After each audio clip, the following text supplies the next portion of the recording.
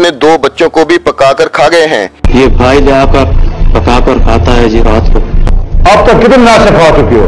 10-12 जी। पानी के साथ साफ करते थे और फिर नमक डालकर उसको पकाते थे। 4 साल से।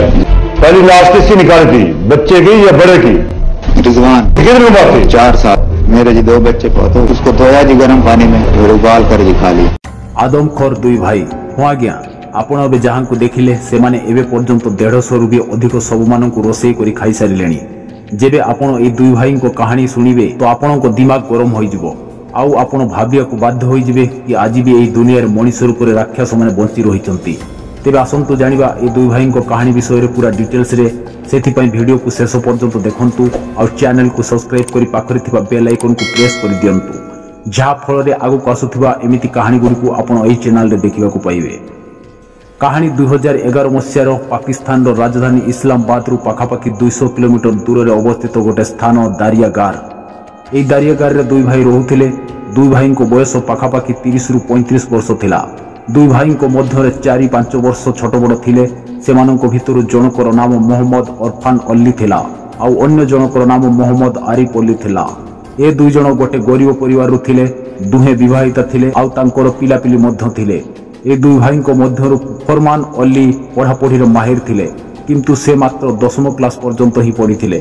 आउ 2010 रे ए 2 जनकर स्त्री माने एमानंकु छाड़ी पड़ी जाइथिले आउ साथी रे निज निज पिला मानंकु भी सांगरे नै जाइथिले। जेबे तांको स्त्री मानंकु पड़ी जिबा विषय रे पचरा गला तो से माने कहउथिले कि ए 2 जण तांको स्त्री मानंकु बहुत अत्याचार करूथिले और भलो भाबरे काम धंदा भी करू नथिले। आठु भी आश्चर्य विषय थिला ए 2 भाई केते केते दिन पर्यंत बाहर गायब रहुथिले आउ बहुत दिन पर घर को फेरुथिले। एमिति ही किछि कारण थिला जोथि पई तांको स्त्री माने एमानंकु छाड़ी पड़ी जाइथिले। किंतु 2011 रे गोटे एमिति घटना घटुछि जहा को सुनी पूरा पाकिस्तान रे हरकम देखिबा को मिलुछि। ए घटना निया परि पूरा पाकिस्तान रे फैली जाउछि। घटना किछि एमिति थिला जोथि ए 2 भाई रहुथिले ताहार ठीक निकट रे गोटे कब्रस्तान थिला जोथि सब मानंकु कबर दिया जाउथला। 2011 रे ए कब्रस्तान रे गोटे 24 वर्ष झियर शव को कबर दिया जाइथला जहार नाम सारा परवीन थिला। सारा परवीन को मृत्यु गोटे कैंसर जनित बीमार कारण होइथिला आउ तार शव को ए कब्रस्तान रे कबर दिया जाइथला।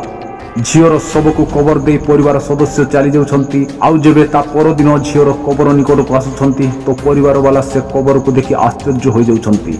से माने देखिले कबर निकटरू माटी एपट सेपट बिछा जाइछि। यह देखि सेमानंको संदेह होउछि बोधे ए कबर को खोला जाइछि। सेमानंको लागुछि जेमिति कि किछि ना किछि तो गड़बड़ अछि। संदेह को दूर करिया पई जेबे सेई कबर को खोलिले तो कबर भीतर को देखि समस्त आश्चर्य हो जाउछंती। कबर भीतर सेई 24 वर्ष झियर सब गायब हो जाइथिला। सेमानंको दिमाग किछि काम करू नथिला जहा परे ए विषय रे पाकिस्तान पुलिस को सूचना दिया जाउछि आउ ए घटना धीरे धीरे पूरा पाकिस्तान रे चर्चा हवा को लागुछि। ए घटना पूर्वरु मध्य एमिति किछि घटना घटी सारिथिला कि लोके कब्रस्तान मानकरु महिला मानक सब को बाहर करी ता साथी रे बलात्कार करि सारिथिले। परिवार वालांको दिमाग रे एमिति किछि संदेह होउछि बोधे केही बाहर करी परवीन साथी रे एमिति किछि करि थाई पारे। पुलिस टीम कब्रस्तान रे पहुंची घटनार इन्वेस्टिगेशन रे लागि पडुछंती आउ आको पाखरे रहुथिबा लोक मानक पचराउचरा करूछंती। पुलिस द्वारा किछि दिनर इन्वेस्टिगेशन परे शेषरे जणे व्यक्ति साथी रे देखा हो जाउछि आउ से व्यक्ति पुलिस को कहउछंती एई पाखरे 2 जण व्यक्ति रहउछंती आउ से माने प्राय समय कब्रस्तान पाखरे बुलाबुली करंती। पुलिस तुरंत से 2 जण व्यक्ति को पाखरे हाजर हो जाउछि। 2 जण व्यक्ति अन्य केही नहंती से 2 भाई ही थिले आरिफ आउ फरमान अली। एमाने तांको बापा मां आउ भौणी साथी रे सेठारे रहउथिले।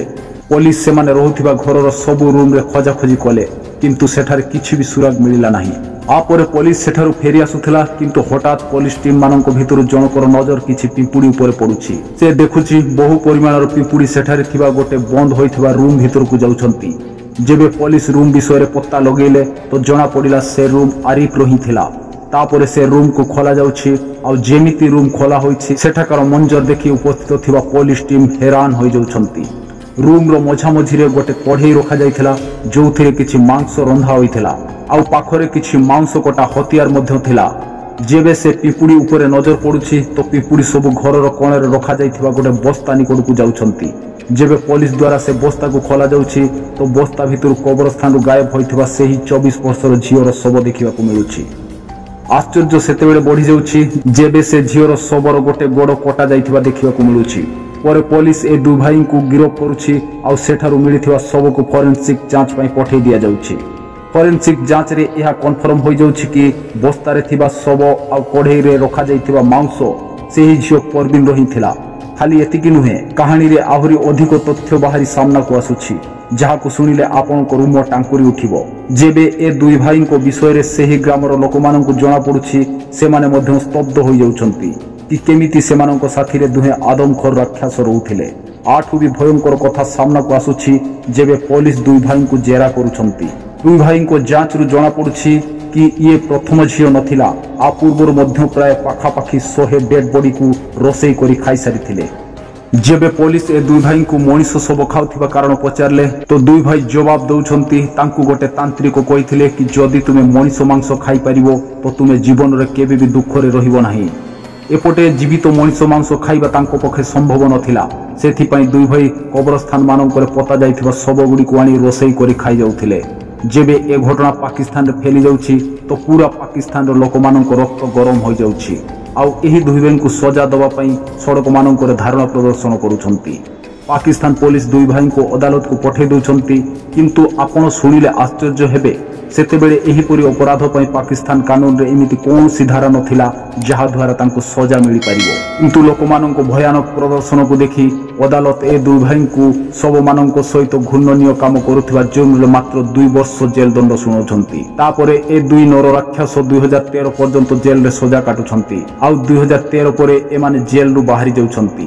ଆଉ ଯେବେ এই ଦୁଇ ଆଦମଖୋର ଜେଲରୁ ବାହାରିଲେ ତ ପାକିସ୍ତାନ ଜନତା ରାଗି ଯାଉଛନ୍ତି ଆଉ ପୁଣି ଥରେ ପ୍ରଦର୍ଶନ କରିବାକୁ ଆରମ୍ଭ କରୁଛନ୍ତି, ଯୋଉଥିପାଇଁ ଏ ଦୁଇ ଭାଇଙ୍କୁ ନିଜ ରହୁଥିବା ସ୍ଥାନ ଛାଡ଼ିବାକୁ ପଡୁଛି ଆଉ ପୋଲିସ ଏମାନଙ୍କୁ ଗୁପ୍ତ ତରିକାରେ ଦୂରକୁ ପଠାଇ ଦେଉଛନ୍ତି।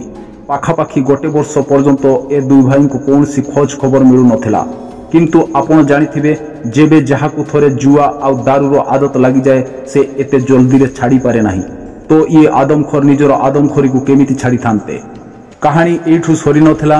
ଗୋଟେ ରାତିରେ ଜଣେ ବ୍ୟକ୍ତି ପୋଲିସକୁ କଲ୍ କରୁଛନ୍ତି ଆଉ କହୁଛନ୍ତି କି ତାଙ୍କୁ ଗୋଟେ ଘର ଭିତରୁ ବହୁତ ଜୋରରେ ଦୁର୍ଗନ୍ଧ ଆସୁଛି। ପୋଲିସ ଗୋଟେ ଟିମକୁ ଧରି ସେହି ଜାଗାରେ ପହଞ୍ଚି ଯାଉଛନ୍ତି ଆଉ ସେହି ଘର ଭିତରକୁ ପ୍ରବେଶ କରୁଛନ୍ତି ଯୋଉଠୁ ଦୁର୍ଗନ୍ଧ ବାହାରୁଥିଲା। ସେଠାକାର ପଡ଼ୋଶୀ ମାନଙ୍କୁ ମଧ୍ୟ ଜଣା ନଥିଲା କି ସେ ଘରେ କିଏ ରହୁଥିଲା ଆଉ ଏତେ ଦୁର୍ଗନ୍ଧ କାହିଁକି ଆସୁଥିଲା। ଯେବେ ପୋଲିସ ବାଲା ସେ ଘରର ଦରବାଜା ଖୋଲୁଛନ୍ତି ତ ସେଠାରେ ଆରିପଲ୍ଲୀ ରହିଥିଲେ। ଯେବେ ପୋଲିସ ଛାନବିନ କଲେ ତ ସେଠାରେ ଗୋଟେ ବନ୍ଦ ପଡ଼ିଥିବା ରୁମ୍ ଦେଖାଯାଉଛି। ଯେବେ ସେ ରୁମ୍କୁ ଖୋଲାଯାଉଛି ତ ସେଠାରେ ଉପସ୍ଥିତ ଥିବା ସମସ୍ତ ଲୋକ ତାଜୁବ ହୋଇଯାଉଛନ୍ତି। ସେମାନେ ଦେଖୁଛନ୍ତି ତଳେ ଗୋଟେ ଛୋଟ ପିଲାର ମୁଣ୍ଡ କଟା ହୋଇ ପଡ଼ିଛି ଆଉ କିଛି ମାଂସ ଖଣ୍ଡ ଖଣ୍ଡ ହୋଇ ଗୋଟେ ବର୍ତ୍ତନରେ ରଖା ହୋଇଛି। ତାପରେ ପୋଲିସ ପୁଣି ଥରେ ଏ ଦୁଇ ଭାଇଙ୍କୁ ଗିରଫ କରି ନେଇଯାଉଛନ୍ତି। ଯେବେ ତାଙ୍କୁ ପଚରାଗଲା ତ ଜବାବରେ କହୁଛନ୍ତି ସେ କଟାମୁଣ୍ଡ ସେହି ବସ୍ତିର ହିଁ ରହୁଥିବା ଗୋଟେ ଛୋଟ ପିଲାର, ଯିଏକି କିଛି ଦିନ ପୂର୍ବରୁ ହିଁ ଡେଥ୍ ହୋଇଯାଇଥିଲା ଆଉ ତାକୁ ପରିବାର ବାଲା ପାଖରେ ଥିବା ଗୋଟେ କବରସ୍ଥାନରେ ପୋତି ଦେଇଥିଲେ। ଆଉ ଯେବେ ପରିବାର ବର୍ଗ ସେଠାରୁ ଚାଲି ଯାଇଥିଲେ ତ ଏ ଦୁଇ ଭାଇ ସେ ପିଲାର ଶବକୁ ଆଣି ରୋଷେଇ କରିବାର ଥିଲା। କିନ୍ତୁ ପାକିସ୍ତାନ ପୋଲିସ ପୁଣି ଥରେ ଏ ଦୁଇ ଭାଇଙ୍କୁ ଅଦାଲତକୁ ପଠାଇ ଦେଉଛନ୍ତି ଆଉ ଅଦାଲତ ଏ ଦୁହେଁ ଆଦମଖୋରଙ୍କୁ ଏଥର 12 ବର୍ଷ କାରାବାସ ଜେଲ ଦଣ୍ଡ ଶୁଣାଉଛନ୍ତି। ପାକିସ୍ତାନ ପୋଲିସର କହିବା ମୁତାବିକ ଏ ଦୁହେଁ ଆଦମଖୋର ଏବେ ପର୍ଯ୍ୟନ୍ତ ପ୍ରାୟ 150ରୁ ବି ଅଧିକ ଶବକୁ ଖାଇ ହଜମ କରିସାରିଥିଲେ। ତ ଏହା ହିଁ ଥିଲା କାହାଣୀ। ଆପଣଙ୍କ ମତ କ'ଣ କମେଣ୍ଟରେ ଲେଖି ଜଣାନ୍ତୁ ଆଉ ମୋ ମେହନତ ପାଇଁ ଭିଡ଼ିଓକୁ ଗୋଟେ ଲାଇକ୍ କରିଦିଅନ୍ତୁ।